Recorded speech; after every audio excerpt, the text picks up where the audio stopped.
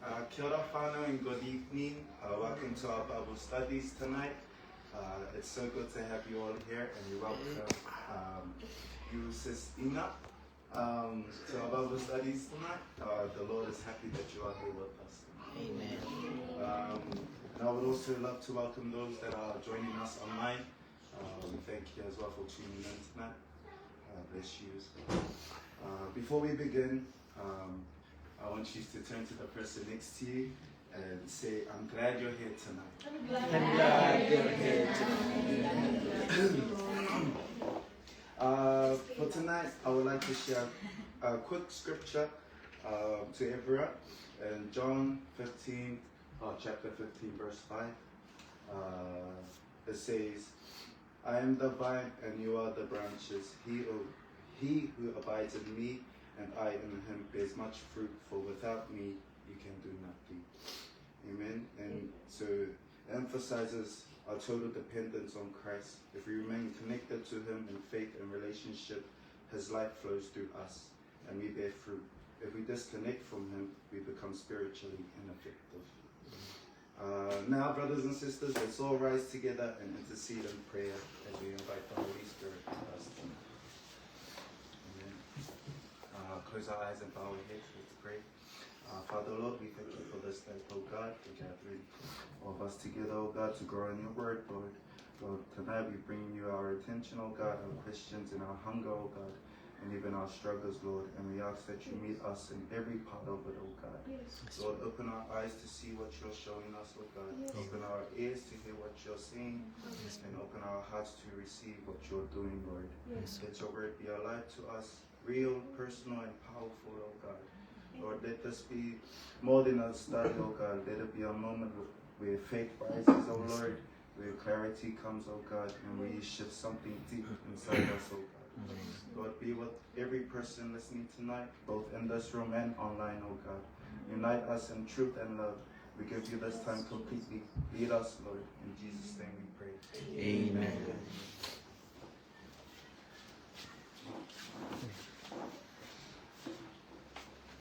Hallelujah. Now it's time to worship our Lord. And before our worship, just want to flash Psalms chapter 23 verse 6.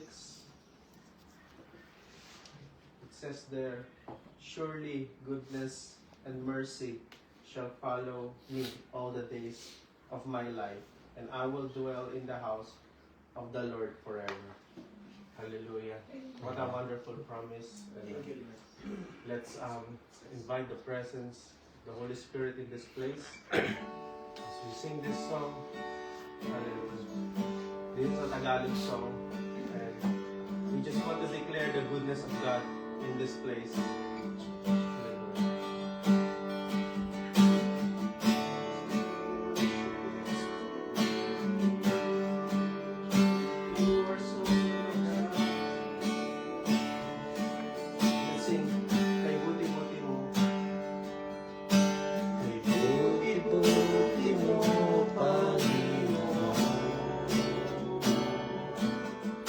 Sa lahat ng oras, sa bawat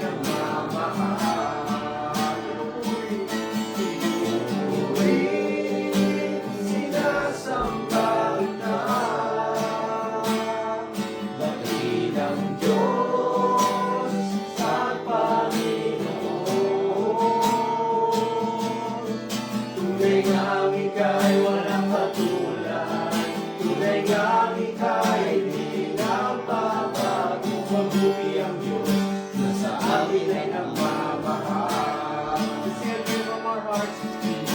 Purihin, sinasamba kita. Dakilang Diyos at Panginoon. Tunay ngang ika'y walang katulad. Tunay ngang ika'y di nagbabago. Mabuti ang Diyos na sa amin ay nagmamahal. Tunay ngang ika'y walang katulad. Tunay ngang ika'y di nagbabago. Mabuti ang Diyos na sa amin ay nagmamahal. Mabuti ang Diyos na sa akin ay nagmamahal. For the last time, mabuti ang Diyos na sa akin ay nagmamahal.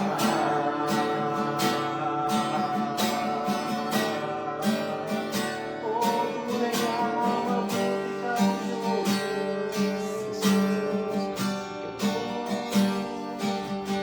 Pinupuri ka namin. Sambahin ang ngalan mo, Jesus. Maghari ka sa aming kalagitnaan. Thank you, Lord. Yes, Lord God. Yes, thank you, Jesus. Tunay nga, kapakabuti mo sa buhay namin, Panginoon. Dapat ng purihan, pasalamatan, Lord God. Let you only your name be lifted up in this place alone, Lord Jesus. You are worthy of all our praises. You are worthy of all our worship. Oh, thank you, Jesus. Thank you. Through your goodness and your mercy, we shall follow us all the days of our lives. We will dwell in your house forever. Thank you. Thank you for your wonderful promise to us tonight. Thank you, Jesus. We will have an expectant heart. We will receive something from you tonight. We give you back all the glory, all the honor, and the highest praise and adoration. In the mighty name of Jesus Christ we pray. Amen. Amen.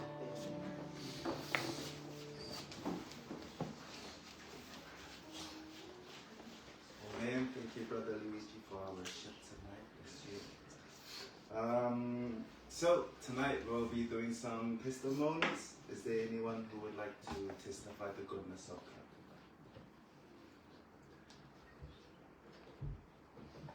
No one? Okay, I am gonna testify the goodness of God. It's not finished because it's a long one, and but yes, and I'll do my best.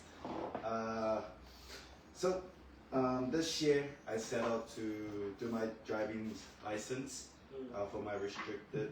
At first I thought it would be simple, that I'll pass straight away, because and everything will fall into place, because I've driven like since I was 6 years old, I would say. So I was using my own skills and my own like plans that I'm gonna pass because I'm like, good at driving. My first attempt, I failed, and it was disheartening to me, but I kept positive and told myself, it's alright. Next time, I'll get the license. And then my second attempt, I failed again, and so that one hit harder, a lot harder. I started doubting myself, questioning if I was even capable. The fear, failing again started building up, and with it came a lot of anxiety and shame. And so I booked again a third time, and third time's a charm always. And no, I failed again, but this time it wasn't because of my driving, it was because of the car. One of the lights wasn't working, and then so I didn't get to drive. They just, because they inspect the car before you start the driving test, and they said my backlights weren't working. so I'd have to rebook again. And then so at that time I didn't want to do it anymore because if I did it, what if I failed again? And, you know, so I kept postponing it, and yeah. Some time flew, a few months go by, and I knew I needed a license because around the time I was picking up souls, and I knew for myself, I learned a license is going to get me into big trouble if I get caught from the police. So I knew I had to come out of my comfort zone and come out from being shy and embarrassed and relay that onto the Lord so He can help me and guide me to get my license. Give me the encouragement and strength that I need to overcome my challenges. Wow, that was amen. Thank you, Lord. All glory be to God that He helped me with Mami Rowena. I told her my situation, and she knew. And everyone knows I need the license so I can drive. And with Mommy's help, we were able to use the red car. And I thank you so much for helping me. And so before the test, we had a practice date. So I was getting to know the car more, and I was feeling good. And then we had to check my previous test scores, and which I didn't check because I was embarrassed. And so when I checked that, I had a lot of errors, like a lot of errors. And it was the day before the test. And I was like already anxious, like, oh no, I'm gonna fail now. I didn't work, like, I don't know. And then, yeah, so that night I was like, doubting myself, scared, anxious. But then the next morning when the test came, me and Mommy prayed in the car, and everything just went away. And I was feeling still scared, but like I found the strength that I need to get through the challenge. And so when we were driving there, I realized it hit me. We didn't have any out plates, and the time was running already. Like the time test was 8 o'clock, and we were already like 7:45, and we were running late. So we had to rush back to my house, get the out plates. They rushed there, but then we got there on time. So I thank God. And yeah, and during the test, something happened. There was an accident on the road. And that created the route I was going through. If the police or the people there couldn't get the car off the road, it would be invalid test, or the test will fail. And I was thinking, no, I've come so far. I don't want it to fail now. And then thank you God, because He cleared the path for me, and I got through my test. A lot of traffic though, and the time was running out because he had to take another person. But thank you, Lord, for giving him the wisdom to call them up and say that he's still in this test, that he will proceed.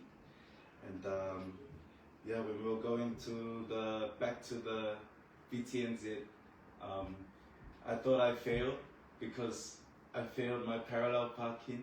Not once, but twice. So, I failed that. And then we carried on, and then as we got back, he said, you passed or something. And I was so happy. I was screaming. I was like, oh, really? Oh, thank you so much. And I was thanking God. I was like, thank you, Lord. Thank you so much. Thank you, Lord. And and then I had to go take my photo, and I look like I just woke up, but but yes, thank you for listening to my testimony. Thank God so much for giving me the license we prayed for. Even though it's not in my own timing, it's in God's perfect timing. Amen. To God be all the glory. Amen. And now, hold on, bear with me. Okay, let us now welcome the servant of God who will share the word with us tonight. Let's open our hearts and be expectant as we hear from the Lord through the life of Bro Rich. Amen. Amen. Praise God. Amen. All glory to God. Amen. Congratulations, Kuya Cory. Finally, you've got your license. Amen. Yeah, and I praise God for this night that we are here in this house. We thank God for the life of Donald and Larbs and Sister Princess and Tita Esther, Mommy Esther for allowing the Word of God to enter your house.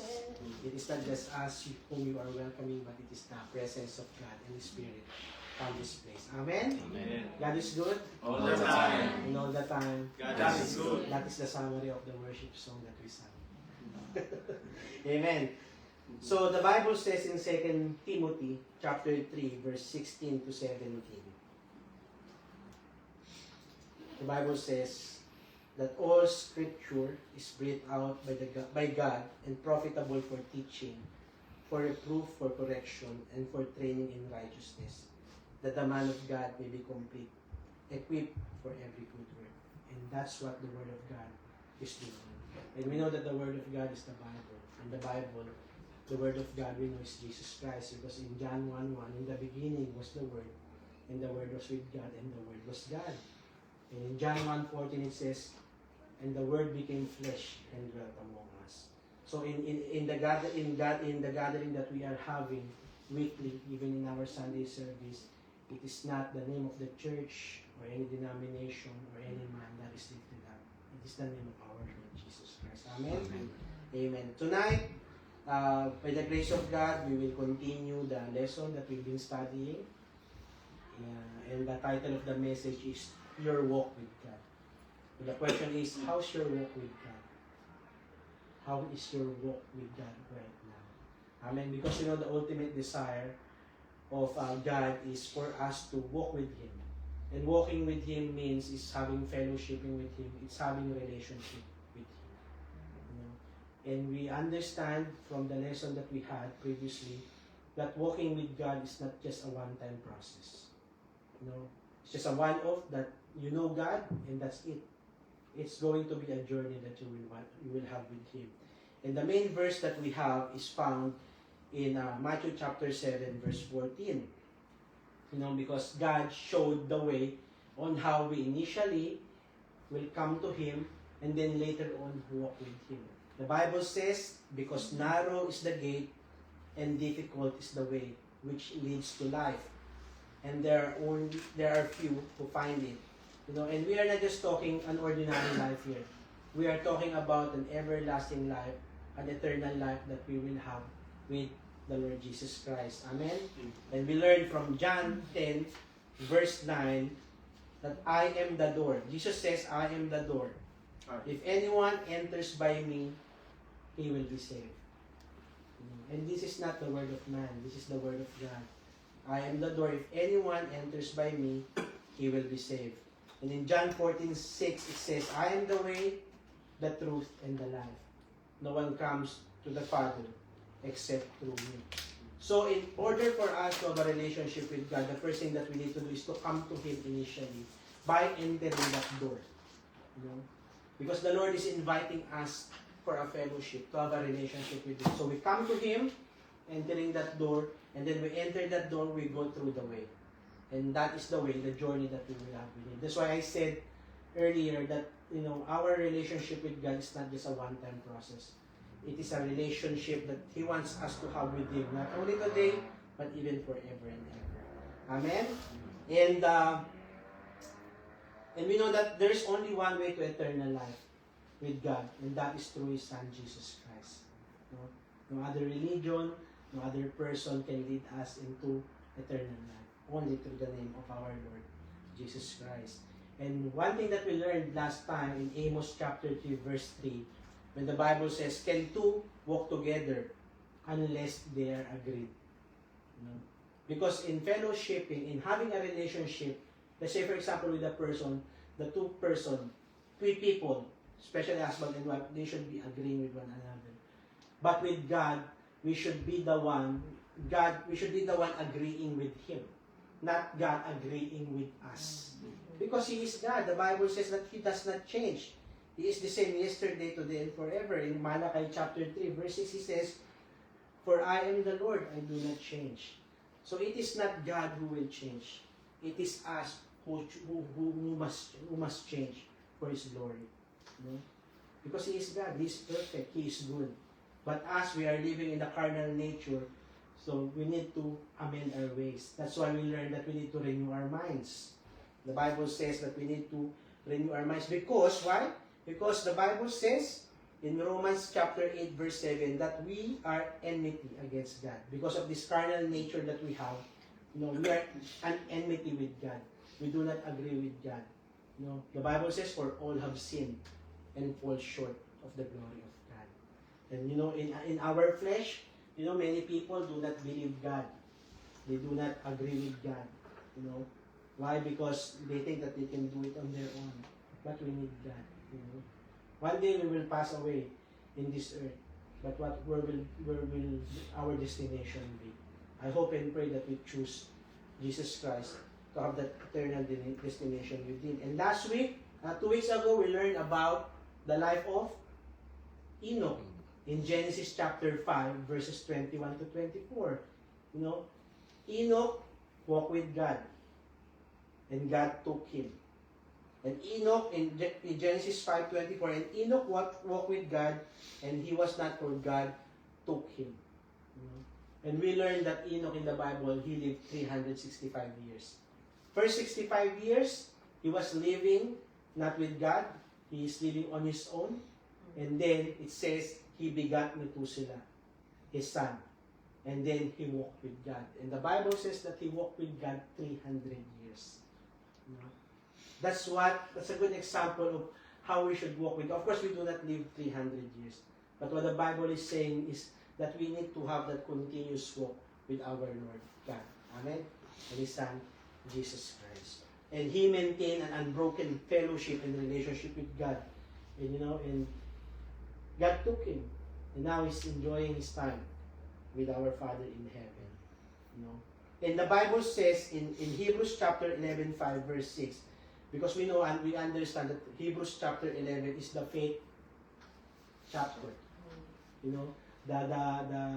Our patriarchs of faith and matriarchs of faith in Hebrews chapter 11, verse 5, it says, and 6, it says, "By faith Enoch was taken away," translated, "so that he did not see death, and was not found, because God had taken him.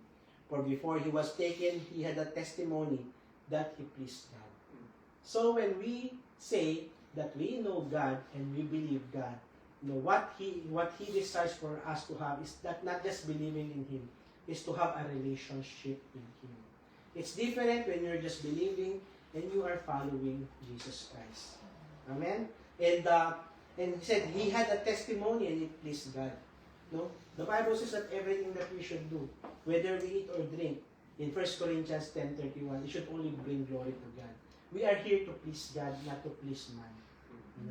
Amen. And then the life of Enoch, he pleased God for 300 years. And God was glad with the relationship he had with Enoch, and God took him. But Hebrews chapter 11 verse 6, we know this verse very well. But we didn't realize, before 6 there's 5. The Bible says, "But without faith it is impossible to please Him." It is impossible to please God. We need to have that faith. And the key word here in this Bible verse is faith. Faith is essential. It's very important. It is a basic requirement for us to walk with God, so that we can please Him. Faith is very important. Tell your seatmates, faith is very important. Faith is very Amen. So before we continue, let's bow down our heads and pray. Heavenly Father, we praise and we thank you, Father God, for this night that you have given us. We thank you, Father God, that your word will be like a two-edged sword, that you will even speak not only, Lord God, to our physical, Father God, but even to the innermost of our being. God, let your name be glorified and magnified tonight. From a heart of stone, open our hearts to become a heart of flesh, that we will receive gladly your word, Father God. You said in your word that your word is a truth. So we want to believe what is truth, and that is Jesus Christ. We thank you, Father God, for the life of everyone. As you said in your word, let everyone who has ear, let him hear. Father God, for faith cometh by hearing, and hearing by the word of God. And this we pray in Jesus' name. Amen and amen. And I believe in my heart, most of you know about faith already. In Hebrews chapter 11, verse 1, because we've studied the foundational doctrines about faith. You know, and the Bible says in Hebrews chapter 11, verse 1, and I'm reading from NASB, but that's okay, put NKJV. Now faith is the assurance. Assurance underlying substance of things hoped for. The conviction of things not seen. In NKJV, now faith is the substance of things hoped for, the evidence of things not seen. Amen. And what we are learning here is not a natural, thing. It is a spiritual sense by which we discern things that are not revealed to our natural senses. We know our senses, the sense of sight, the sense of hearing, the sense of taste, the touch. What's the other one? Smelling. Our natural senses. But the faith that we're talking about, it talks about the two unseen realities. God Himself and the Word of God. No one can see God. No one can see Jesus Christ right now. But if you have that faith, you believe in God, you believe that He existed, that He lived. And that the testimony of the Bible is true, that Jesus truly is alive. Amen? And as Christians, the Bible says in 2 Corinthians chapter 5, verse 7, the Bible says that we should walk by faith and not by sight. Because the tendency of people is they need to see first before they believe. But for us who believe in God, we believe first even if we don't see. We believe God because He is God. He existed. He was the one who created the heavens and the earth. And we know here that the sight here, the sense of seeing, stands for sense knowledge generally. It is opposite to faith. Because of course the seeing, you need to see, but faith is the other way around. Faith renounces trust in the senses. I'm not saying senses are not important. The Lord has given us senses. It's very important. But it should be that the faith that we need to have in the Lord Jesus Christ for us to believe even if we don't see it. Trust in the senses, the Bible says it rejects faith. Sabi nga, di ba, to see is to believe. I need to see first before I will believe. But when we encounter the Lord Jesus Christ, we believe even if we don't see it. Because we know that He is God. Amen. And we are faced with this question, which is more real to us. Which is more real? My senses, what I see, or God and His Word? Or my soulless impressions and sense knowledge? Yung nararamdaman natin, yung senses natin. Do we believe, what we see, what we hear, or what is unseen? And that is the Word of God. That is God. That is Jesus Christ Himself. Amen? And, and through faith, we talk about genuine faith, mga kapatid. It is like clinging unwaveringly to God and His Word. We believe in the Word of God. That is genuine faith that we have. And rejecting the impressions of the senses whenever disagree with God's Word. And most of the time, especially now, I see it in the internet, in Facebook. When these street preachers preach about the Word of God, and many of them reject God. I don't believe Jesus Christ. Because I don't see Jesus Christ. It's not real. It's not true.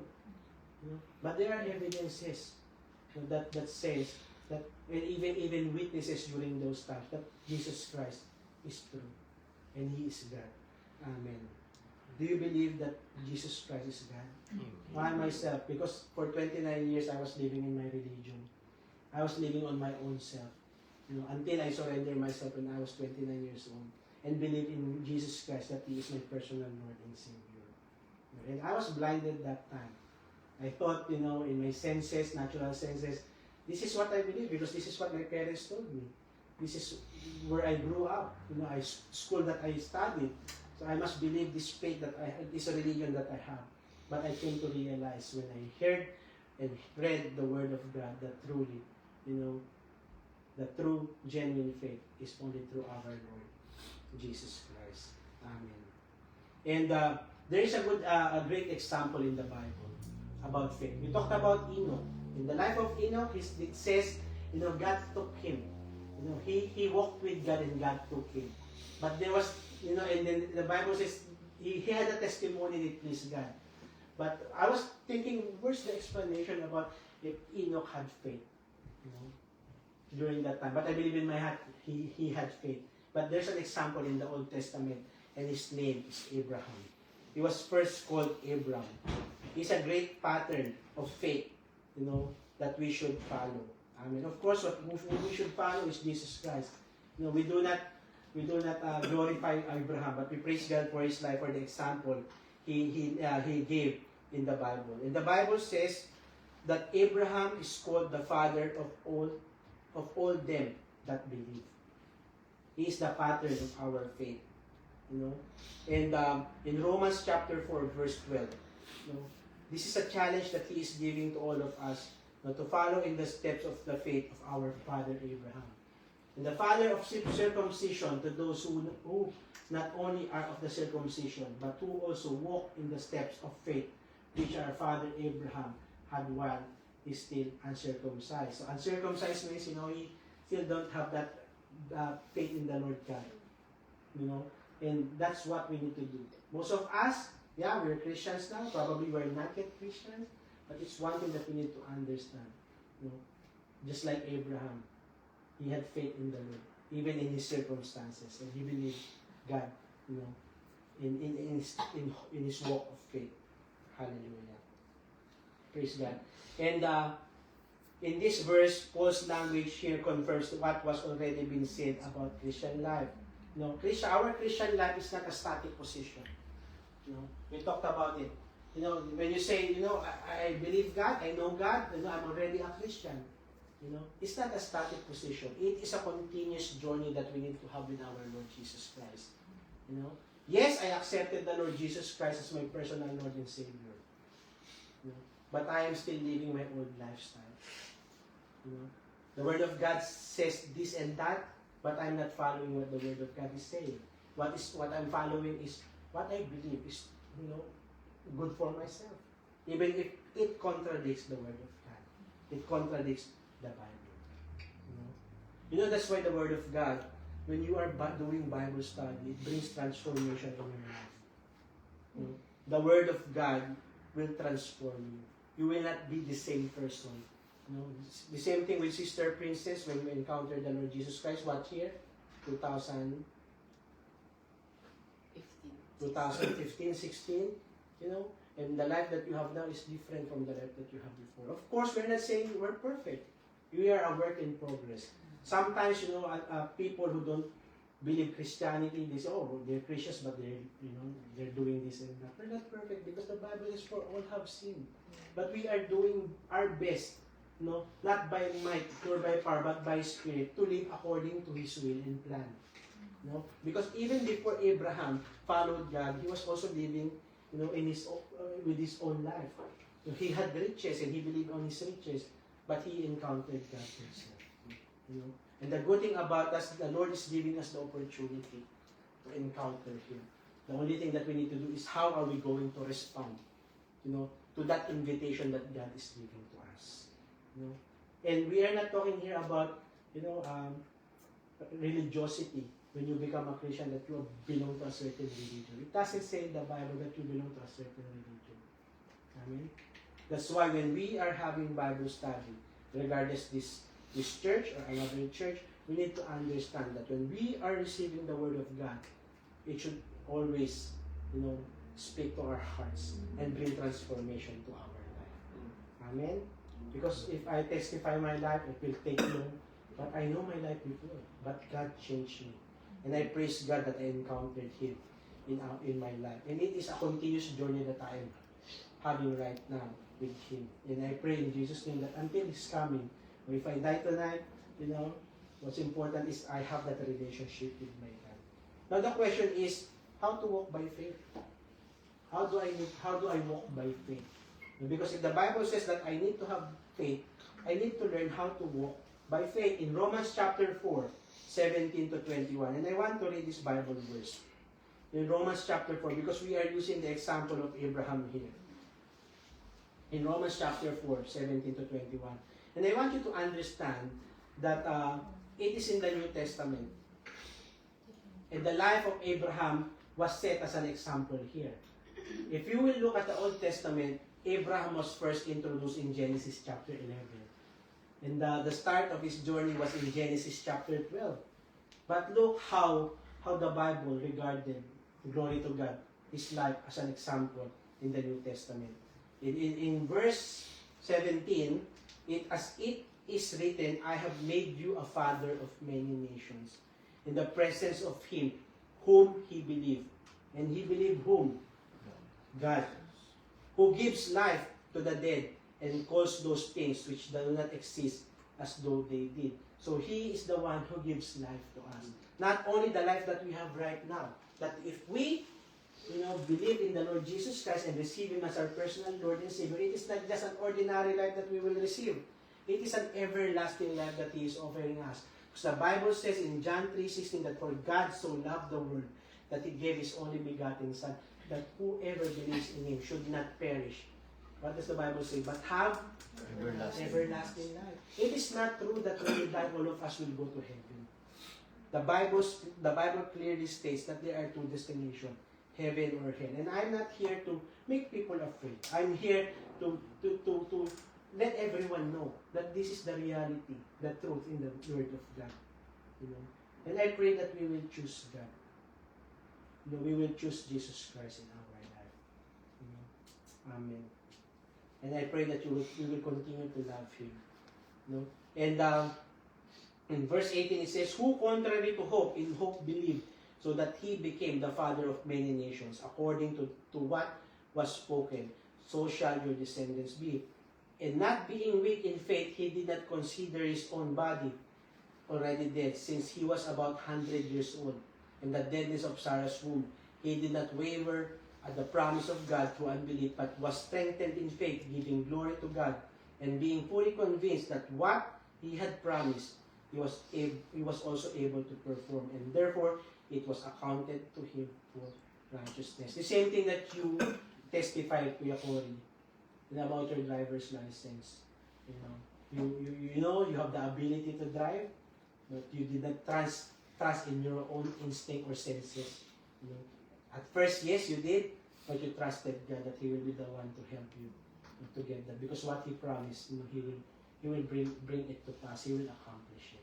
But we need to put our trust in Him. The same thing that God did in the life of Abraham. And this is Paul giving a specific example of Abraham's walking by faith. This is a good example that Apostle Paul shared in Romans chapter 4, when Abraham learned how to walk by faith. Why? Because God had promised Abraham that he and Sarah would have a child, and he would become a father of all nations. It was spoken to him. But if you think about it, he was already old. The wife she was already old. How can it happen that they can have children? But God said, nothing is impossible with God. Nothing is impossible with me. That's what He said. And think about it. How can we be a father of a great nation, of many nations, if we didn't even have a son, who will fulfill that promise? But of course, it is not a person who will fulfill the promise. It is God, because, He is the one who rewards those who diligently seek Him.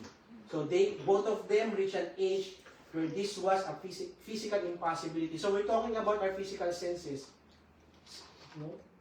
How old were they during that time? It seems impossible. How can they have children? They're old. And even in the Bible says that even Sarah laughed. she laughed. You know, when Abraham was talking to those messengers that God sent, she laughed, and she was even questioned, and she even denied that she laughed. You know, because it's impossible. You know, it is impossible for them to have children. It's physically it's impossible. No, and even the child had not come. It took time. Faced with this conflict between what God had promised and what his senses told him about his body and that of Sarah, you know, Abraham chose to hold on to God's promise. Because if you think about it, if you believe just your senses, your own thinking, it's impossible. It cannot happen. How can I believe this God? How can I believe this God who said that he will make me a great nation? You know, look at our age. Because sometimes that's what we have. We doubt. We already mentioned about we doubt. You know, but if we trust God, He can make it happen for us because you know He is God. And like what I said, nothing is impossible with the Lord. Amen. And in I don't know if I get the right verse. I just want to check it.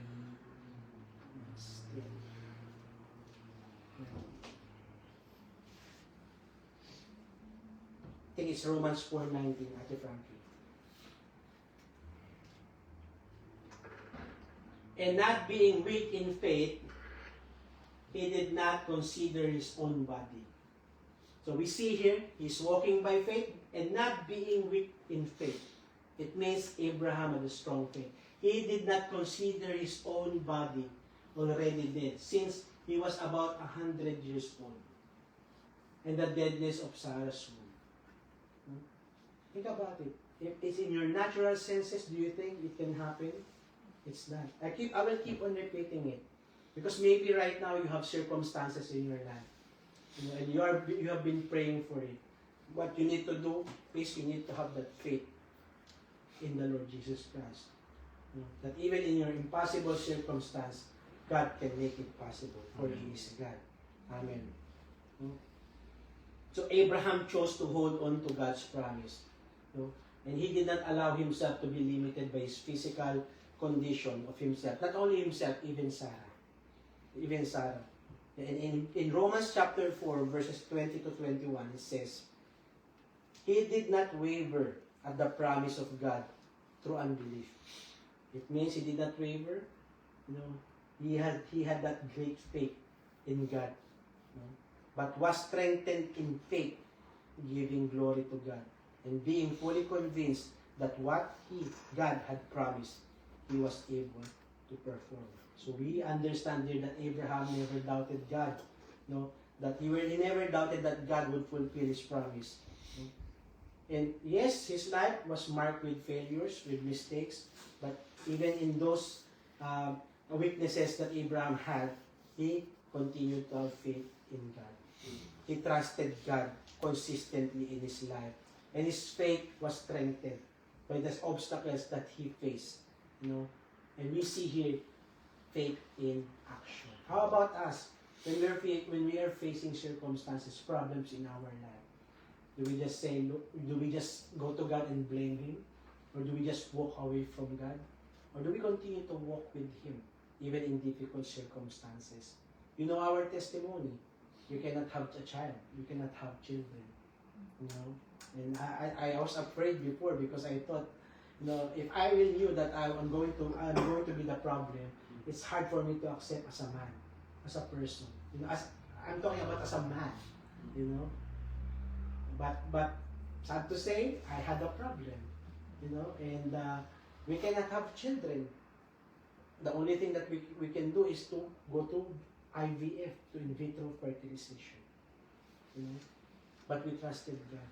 We had counsel with our leaders, and even with our spiritual leader, Dr. Bagat. And then what he said, you know, what he said to us, and this amazed me. You need to repent of your unbelief. We thought we're trusting God. When he said to us, plainly, you need to repent of your unbelief. All the while we thought, you know, we're all good. But I'm thinking in my head, how can it happen? Because I have 0 sperm cell count. You know, how can sister can get pregnant? But, you know, but not 0, but, you know, it's impossible through a natural birth. You know, conception. But what happened? After we had counsel, we repented. We asked for forgiveness, Lord, sorry for our unbelief. We see in our senses that we cannot have it. And I'm thinking of Sister Kay because she wanted to have children. But what happened? We trusted God. We repented, we asked for forgiveness, and we trusted God. After a few months, Sister Kay got pregnant. And that's the word of God to us. You don't need IVF. I'm not saying it's bad. But the Lord will give you children naturally. And this is the first promise. We're waiting for the second one. Because that's His promise. And that's the faith that we have. I'm not boasting about myself because apart from Him, I am nothing. I cannot do it on my own. But I trusted God. And it came to pass. And while trusting God, we continue serving God. That's how we need to walk with God. Hallelujah. So in this walk of faith, we are simultaneously in contact with two worlds. First, through our senses, we are in contact with the natural, physical world around us. And through faith, we are in contact with what is unseen, things that we do not see. We see here in the Bible verse, in Genesis chapter 12, I will not do the specific one, that how can Abraham be a father of many nations with his situation? He cannot see it's going to happen, but he trusted God. He had that faith in God, and he continued to walk with God even in difficult situation in his life. In 2 Corinthians chapter 4, verse 18, Paul sets these two words in contrast. He says that God's purposes are worked out in our lives, even in affliction, even in difficult circumstances that we are facing in our life. While we do not look at the things which are seen, but at the things which are not seen. For the things which are seen are temporary, but the things which are not seen are eternal. And that's the beautiful thing about that, mga kapatid. The things that are not seen is eternal. And that is God and His Word. His Son, Jesus Christ. Even the Holy Spirit, we don't see the Holy Spirit. But this is the eternal promise that He has given to us. That if we have that faith in the Lord and we continue to walk with Him, we will be saved and we will have that eternal life with Him forever and ever. Amen. So we should not just look at the things that are seen. We need to look at the things which are unseen, and that is faith. Faith is the spiritual sense by which we discern realities of the unseen, eternal world. That when you receive Jesus Christ as your personal Lord and Savior, even when you die, you know that there is an eternal life that is waiting for you in heaven with Him. Amen. Amen. So I'm not saying, that again, like what I've said earlier, that senses is not important. God is not asking us to just close our eyes and ears, and because these are not important. He was the one who created us in His own image and likeness, and all the senses are important. But we should not just only live with our natural senses. We should not just live with the material world around us. What we need to do is to put our trust in the Lord. Faith, I tell you the truth, is not a mystery, just a mysticism. Faith is a reality. We do not question the reality of what our senses reveal, but it is not final. What is final is the Word of God, and His name is Jesus Christ. Amen. And Abraham is a best example of this. His senses told him that he was physically incapable of begetting a child, yet God had promised him a son. Abraham did not pretend that what his senses revealed to him about his body was not real. It's real. It's happening. He was old, but he did not allow his senses, to overpower the faith that he had in the Lord Jesus Christ. He simply refused to accept that it is final. Lord, it cannot happen. Why? I am old. And what if God told him, who created you, Abraham? Isn't it me who created you? And then when I say this is the word that I tell you, you just have to believe in me. You should just believe in me. Amen? Because where God's word promised him one thing, and his senses told him another. What he did, he clung, he embraced tenaciously the word of God. Or God Himself. God, this is what my sense is telling me, but I want to embrace you, God, and I want to believe in you. That, you know, whatever you promise, you will accomplish. That's what the Word of God says. No? Finally, you know, after his faith was tested, no, even with his physical condition, no, the promise of God prevailed. No? What he promised, he accomplished in the life of Abraham. He begot a child. What's the name of the Abraham's son's name? Isaac. And through that generation, and Jacob, and Israel, you know, the father of all, of many nations. And it happened, it came to pass. And it's because of the faith of Abraham with God. And that's the pattern that God is wanting us to have, mga kapatid. To have a faith in God, even if, you know, this senses is telling us, no, that's not gonna happen.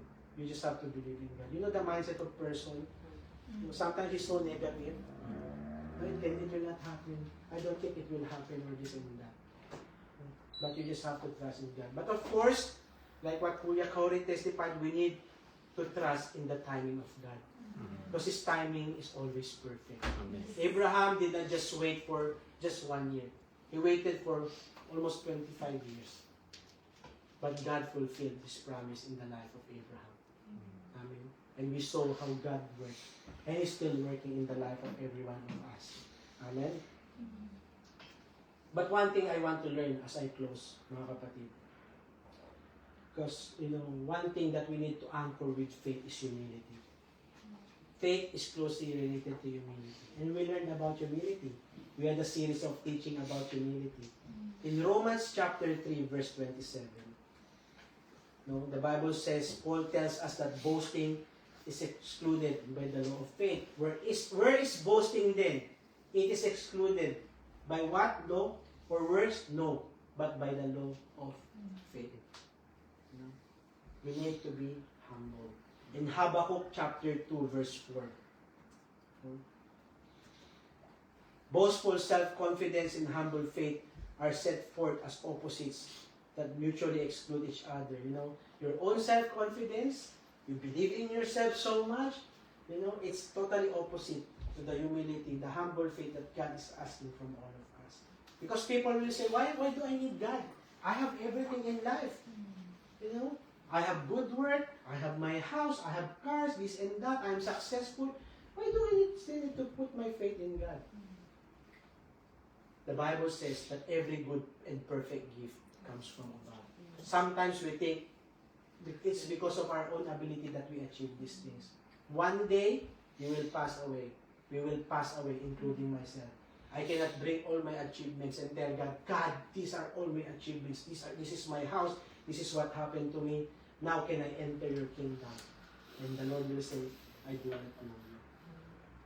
You know, that's why it's very important that when we have faith, we are like Abraham. You know, that we have that humility in our hearts.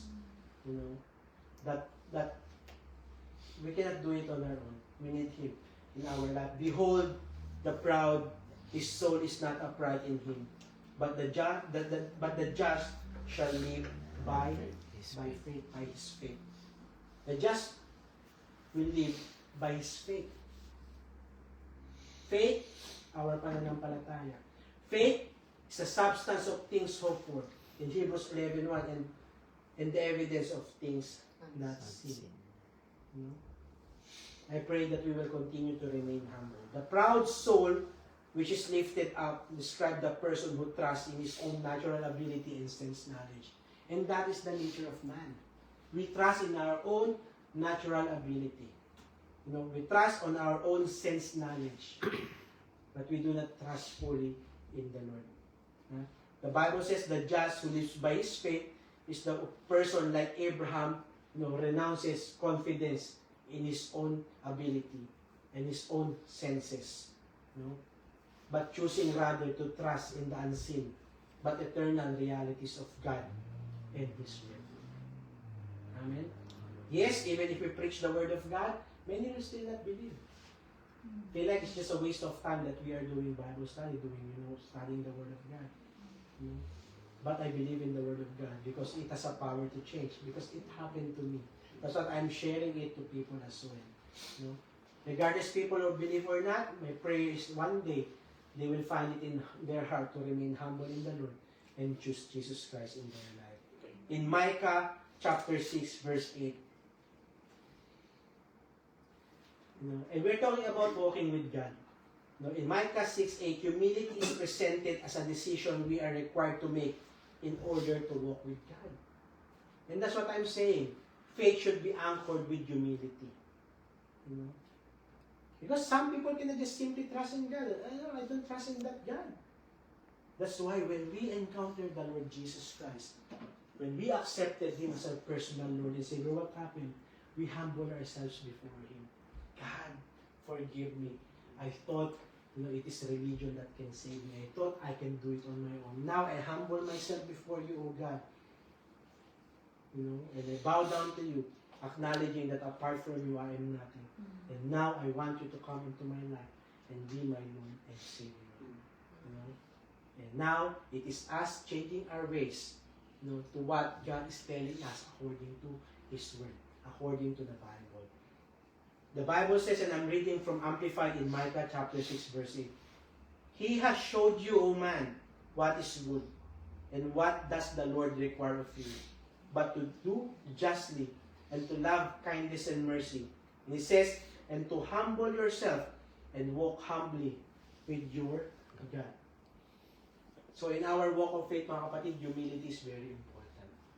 First thing, when we accepted Jesus Christ as our Lord and Savior, we humble ourselves. But in our continuous walk with the Lord, we should continue to be humble. Amen? We should continue to be humble. Tell your seatmate, be humble. Be humble. We need to be humble. We need to be humble in the presence of our God. We cannot boast about what we have right now. We only boast in the name of the Lord Jesus Christ. Amen? Amen. So the phrase humble yourself here accurately reflects the original Hebrew, indicates a decision which each of us needs to make. Lord, it's like saying this, Lord, I renounce confidence in my own ability and sense knowledge. I choose, rather, to trust in you and in your word. Sometimes it's hard to accept that one. Lord, I do not trust in myself anymore, but I trust in you. And this is what I'm going to preach tomorrow in the Bible study of Galatians 2:20. Because if we learn, to accept Jesus Christ in our life with all our heart, the Bible says that it is no longer I who live, but it is God, it is Christ who lives in me. Can you flash it, Ate Frankie? Galatians 2:20. I have been crucified with Christ.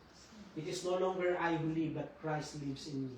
And the life which I now live in the flesh, I live by faith. I live by faith in the Son of God who loved me and gave Himself for me.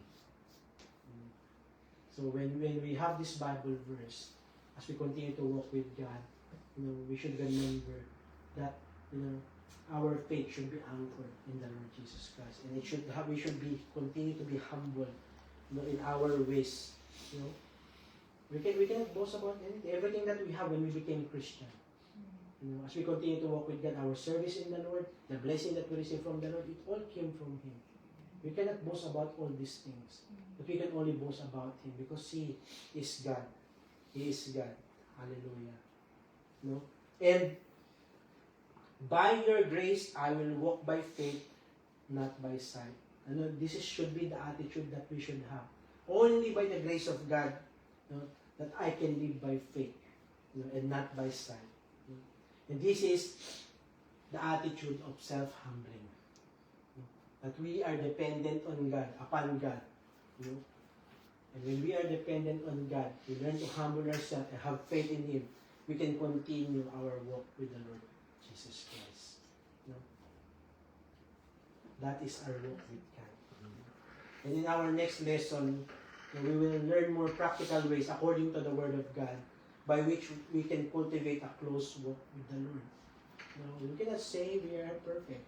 I've been a Christian for 13 years. I cannot say I am perfect. I am a work in progress. The Lord is continuously changing me in His Word.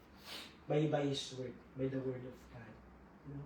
That's why, you know, I pray that every gathering, every Bible study that we're having, when we are learning the Word of God, it is not just a word passing to our right ears and going to our left, and nothing is being changed in our life. We need to make that decision that once we receive the Word of God and we receive the Word of truth, we will allow ourselves to submit to the will and ways of God according to His Word. And we learn that the Word of God is Jesus Christ. Amen. So my prayer is that we will continue to walk with God. Sometimes people, they see it just, how will I say it? Katatawanan in English.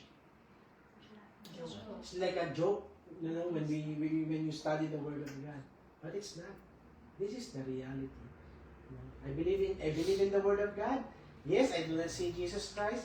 I didn't see God. I don't see the Holy Spirit. But I know in my heart that He is working in me. Because the life that I lived before is very different in the life that I am living now. And I do not want to go back to that old life anymore.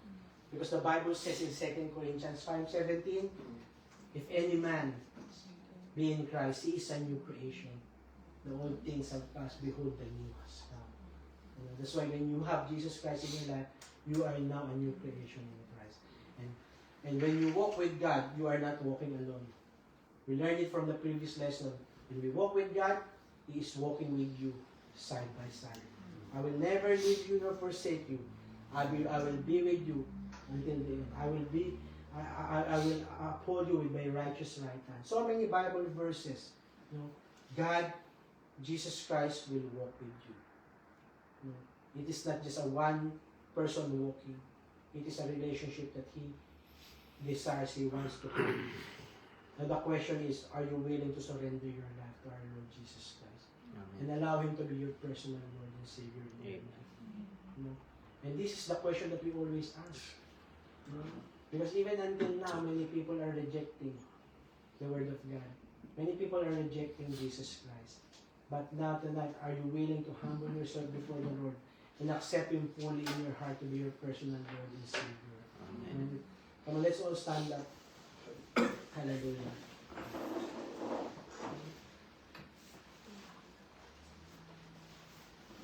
For most of us here, this may be a message that we have heard so many times already. But I believe in my heart the Lord is reminding us about our walk with Him.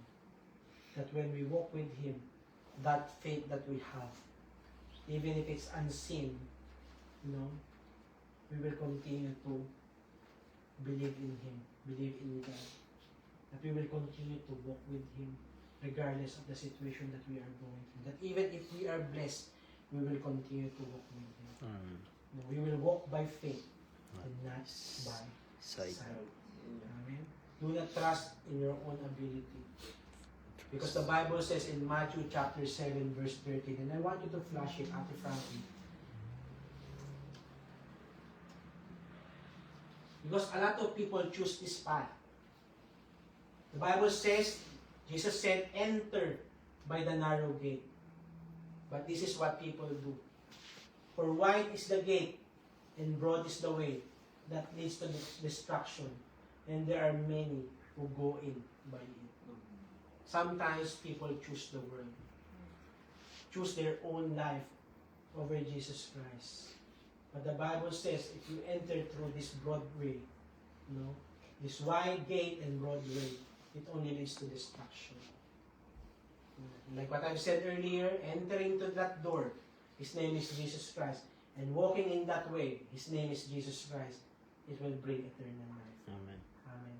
So tonight, you know, if you find it in your heart that this is the night that you want to humble yourself before the Lord and accept Him as your personal Lord and Savior, not because Brother Red said, but because the Lord is speaking to your heart right now. You know, you will learn to humble yourself before Him and accept Him as your personal Lord and Savior. And you will be excited how Jesus Christ will walk with you in your journey of faith with Him, just like what Abraham experienced. Amen? That's why Abraham was regarded as one of the patriarchs of faith because of the faith and obedience he had, with God, his Father in heaven. Hallelujah. So tonight, if the Lord speaking to your heart, the Bible says in Romans chapter 10, Ate Frankie, verses 9 to 10. Amen. To end this message tonight, hallelujah. The Bible says that if you confess with your mouth the Lord Jesus and believe in your heart that God has raised him from the dead, you will be saved. For with the heart one believes unto righteousness, and that what Abraham experienced, it was accounted to him for righteousness because of his faith in God. And with the mouth of confession is made unto salvation. Amen. Hallelujah. And if the Lord is speaking into your heart right now, I will lead you into a prayer. Do not do it because I said. You do it because the Lord is speaking to your heart and you want to receive that eternal life with Him as you continue to walk with Him, or as you start your journey with Him, and you will just give everything to the Lord and have faith in Him that truly He is God. He is the Savior of the world. Yes. And if the Lord is speaking to your heart, follow this prayer with me right now. Heavenly Father, Heavenly I Father, praise and thank you I praise and for thank this you night that you have given us for this night and to you learn gave more us about your word. to learn more about you. Lord, I believe by faith Lord, I believe by that faith Jesus Christ that Jesus is Christ Lord and Savior. is Lord and That Savior, even though and that I even don't though see Him personally, I don't see Him I will personally, believe by faith I will believe by and not by faith sight. and not by sight. Forgive me, Lord, Forgive me, for the Lord, many times for many that I times just believe in myself, that I just believe that I in just myself, believe in my religion, that I just believe in my because I religion, believe in my own ability. because I believe my own I humble ability. myself before you, God, I humble myself and before you, submit God, everything unto you. and submit Take everything over to my you. life Take over and my be my life Lord, and be my Lord, God, God, and Savior. and Savior. In this I pray. And this I pray In Jesus' name. in Jesus' name. Amen. Amen. Let me pray. Heavenly Father, we praise and we thank you, Father God, for this message that you have given to us about how we need to walk by faith, Father God. Yes, Lord. God, I know it's not easy to comprehend everything, but I ask and pray that you allow the Holy Spirit to speak to our hearts in our own time, Father God, in the time that we learn more about your word, oh God, and that you Yes. continue to change us, to transform us, to speak to us, oh God, and truly we need to believe in you and to have faith in you, Father God, as we continue to walk our journey with you, Father Amen. God. Lord, I pray that you will continue to be in the midst of your people, Panginoon, Yes. that even in this household, oh God, Father God, your word will be tangible, Lord, your word will be welcome, oh God, to this place, and the presence of the Holy Spirit will continue to indwell in this place, oh God. Lord, we bless this place, we bless the family of Donald and Barbs, Yes, Lord. Tita Esther, oh God, Princess and David, Father Yes, God, that Lord. you will continue to speak to their hearts, Panginoon, and Lord, bless them abundantly, oh God, Amen. for allowing this house to be open for your work tonight, Yes, Panginoon. Lord. We thank you, Father God, we bless your holy name, bless everyone who are here, Yes, Lord. hallelujah, that in blessing, He will bless you, in multiplying, He will multiply you, Father Yes, God. Lord. Thank Thank you. you for these people who are here tonight. We thank you for this word that you have given to us. To you be all the glory, honor, and praise. In Jesus' name. Amen. And tonight, I just want to have a seat to pray for Sister Princess. Maybe you can call the kids, Sister. And this is a very special time. Not today, but on the 3rd, on Sunday. Princess is celebrating her 8th birthday. 20th. And, Sister Princess, come here, Sister Princess. The Bible says that every good and perfect gift is from God. Princess talaga yan I believe in my heart, Sister Princess is a good and perfect gift that God has given her family and even David. And we thank God for the life that the Lord has given her. That even in her situation, she continues to walk by faith and not by sight. Amen. Sometimes, and I tell you the truth, Sister Princess, not sometimes, I'm also inspired with your life right now. Because our children come to both school, and I'm doing the assignment of Samuel, and I find it really hard. And it's two of us, but I'm doing it on your own. But I know that the God is with you and helping you because you chose the right thing to enroll David, in a Christian school. I'm not saying public school is not good, but we want him to learn more about not only academics, but to grow in the knowledge of the Word of God. And all the sacrifices that you are doing is not in vain. The Bible says that your labor in the Lord is not in vain. So every work that you are doing, the Lord knows that. And I pray that as you continue to walk with God, you will also, not side by side, not only side by side with Jesus Christ, but even David on the other side. Maybe Jesus Christ in the middle, walking with both of you. Amen. Praise God. What are the names? Yeah. Okay, I think may prepare sila ng letter. Sinabi na yun. Come on, let's extend our hand to please. Let's pray. Hallelujah. Father in heaven, we praise and we thank you, Father God, for the life of our dear sister Jesus. We thank you for the life that you have given her. Lord, my prayer is like what we have learned tonight. That Sister Princess will continue to walk by faith and not by sight. That she will continue to walk with you humbly, O God, and acknowledging, O God, that she needs you in her life. God, she may not be perfect as a mother, as a daughter, as a sister, Father God, but I pray that you use her life, Father God, to be the salt and light to the people around her, that they will see Jesus Christ in her family.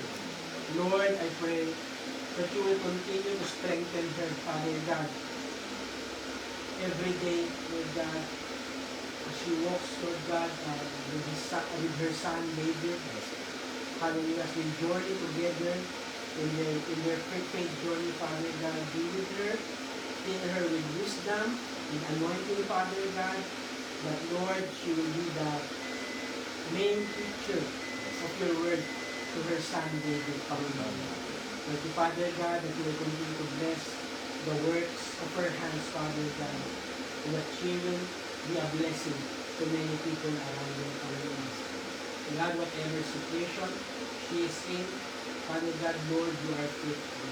Just like, Lord God, what Abraham experienced, he believed in God, and it is accounted for him for righteousness. The same thing that you will do with Sister Princess, as she believes in you, Father God, hallelujah, you will lead her and help her all the days of her life, Father. Salamat, Panginoon. Lord, we want to declare the blessing, Lord God, the Christian blessing upon her, Lord God. The Lord bless you and keep you. The Lord make his face shine upon you and be gracious to you. The Lord lift up his countenance and give you peace. Shalom, shalom, shalom. We thank Lord for her life and we give glory unto you. Hallelujah. Thank you for the anointing that you pour unto Sister Princess. As a mother, as a sister, as a daughter, as a sister in the Lord. Thank you, Father God, and as a friend to many people, give you glory, honor, and praise. And this we pray in Jesus' name. Amen and amen. Happy birthday.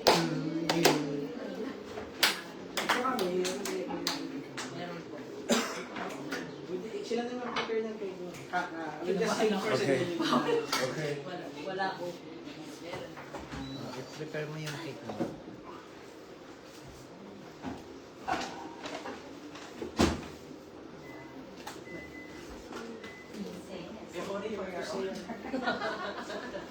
Ano na pag-sikat?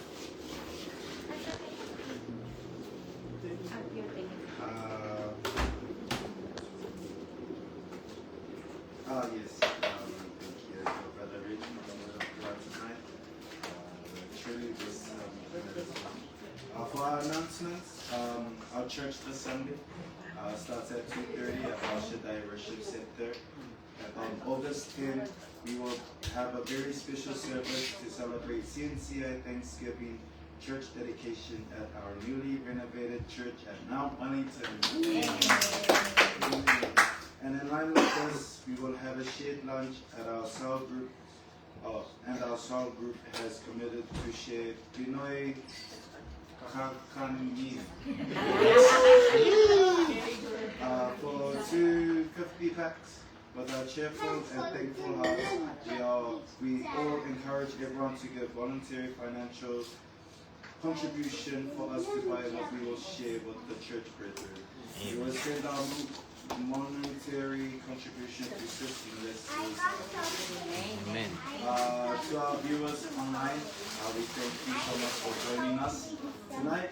We love you with the love of the Lord, and we will see you next week. Amen. Bye-bye. Kakanta pa tayo. Kakanta pa. So, Wait. Sister Princess, come here.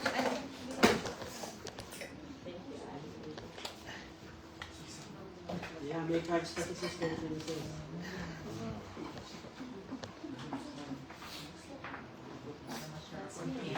Oh, let's all stand and say to Sister Princess. Thank you for having me. Wait, kantahan niyo yung kanta. Toro pa. Happy birthday to you. Happy birthday to you.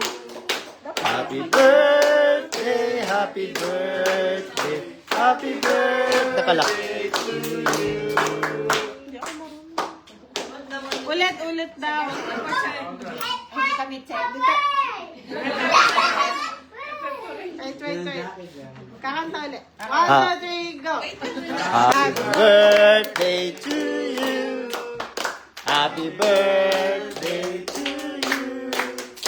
Happy birthday, happy birthday, happy birthday to you. Happy birthday. Hip, hip,